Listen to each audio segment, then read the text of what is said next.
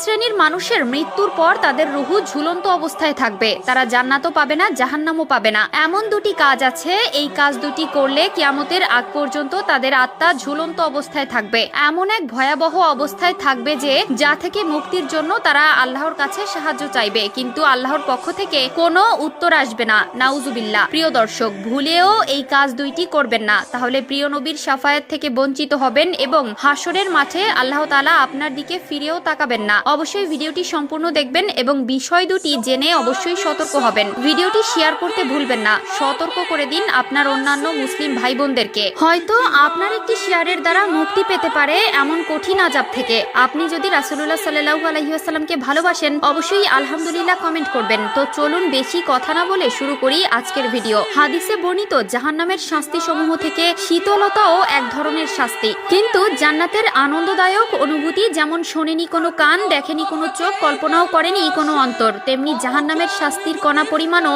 দুনিয়াতে আমরা অনুভব করতে পারবো না। বস্তুত জাহান্নামের শাস্তির ভয়াবহতা মানুষের ধারণার বাইরে। এক নম্বরে, ওই ব্যক্তির রুহু ঝুলন্ত অবস্থায় থাকবে যিনি আত্মহত্যা করেছেন। আত্মহত্যা মহাপাপ। আল্লাহ তাআলা বলেন, তোমরা সেই প্রাণ নিও না যে প্রাণ দেওয়ার তোমাদের কোনো ক্ষমতা নেই। আল্লাহ তাআলা ভাঙা হৃদয়ের মানুষদের খুব নিকটবর্তী থাকেন। এখনকার দিনে মানুষ দুঃখ কষ্ট সহ্য না করতে পারলেই আত্মহত্যার মতন একটি নিকৃষ্ট পথ অবলম্বন করে, কিন্তু তারা কি জানে না আল্লাহর জাহান্নামের শাস্তির কথা? তাদের কি শোনানো হয়নি জাহান্নামের অগ্নিকুণ্ডের কথা? আত্মহত্যা করলে যেমন দুনিয়া বরবাদ, তেমনি পরকালও বরবাদ হয়ে যাবে। দুঃখ কষ্ট জীবনে আসলে আল্লাহর কাছে সাহায্য চাইতে হবে, নয়তো যে ব্যক্তি আত্মহত্যা করে হাসরের ময়দানে আল্লাহ তাআলা তার দিকে ফিরেও তাকাবেন না। দুই নম্বরে, ওই ব্যক্তি জান্নাতে যেতে পারবে না যিনি ঋণগ্রস্ত অবস্থায় মৃত্যুবরণ করে। যে ব্যক্তি ঋণ নিয়ে মারা যায় তার জন্য জাহান্নামে কঠিন আযাব অপেক্ষা করছে। ততক্ষণ পর্যন্ত জান্নাতে প্রবেশ করতে পারবে না যতক্ষণ না তার ঋণ দুনিয়ায় কেউ পরিশোধ না করে। ঋণ নিয়ে এক হাদিসে বর্ণিত রয়েছে, যদি কোনো ব্যক্তি কারো হক নষ্ট করে মারা যায়, হাসরের ময়দানে সকল হিসাবের পরে সেই হকদার ব্যক্তিদের সামনে তাকে উপস্থিত করা হবে। তাদের থেকে যতক্ষণে ঋণ পরিশোধ না হবে ততক্ষণে জান্নাতে প্রবেশ করতে পারবে না। আল্লাহ আমাদের সবাইকে সঠিক বুঝ দান করুক,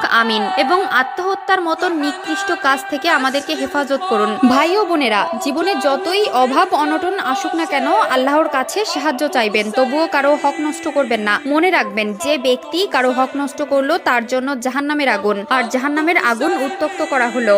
এই দুই শ্রেণীর মানুষের মৃত্যুর পর তাদের রুহু ঝুলন্ত অবস্থায় থাকবে, তারা জান্নাতও পাবে না, জাহান্নামও পাবে না। এমন দুটি কাজ আছে, এই কাজ দুটি করলে কিয়ামতের আগ পর্যন্ত তাদের আত্মা ঝুলন্ত অবস্থায় থাকবে, এমন এক ভয়াবহ অবস্থায় থাকবে যে যা থেকে মুক্তির জন্য তারা আল্লাহর কাছে সাহায্য চাইবে, কিন্তু আল্লাহর পক্ষ থেকে কোনো উত্তর আসবে না। নাউজুবিল্লাহ। প্রিয় দর্শক, ভুলেও এই কাজ দুইটি করবেন না, তাহলে প্রিয় নবীর শাফায়াত থেকে বঞ্চিত হবেন এবং হাসরের মাঠে আল্লাহ তাআলা আপনার দিকে ফিরেও তাকাবেন না। অবশ্যই ভিডিওটি সম্পূর্ণ দেখবেন এবং বিষয় দুটি জেনে অবশ্যই সতর্ক হবেন।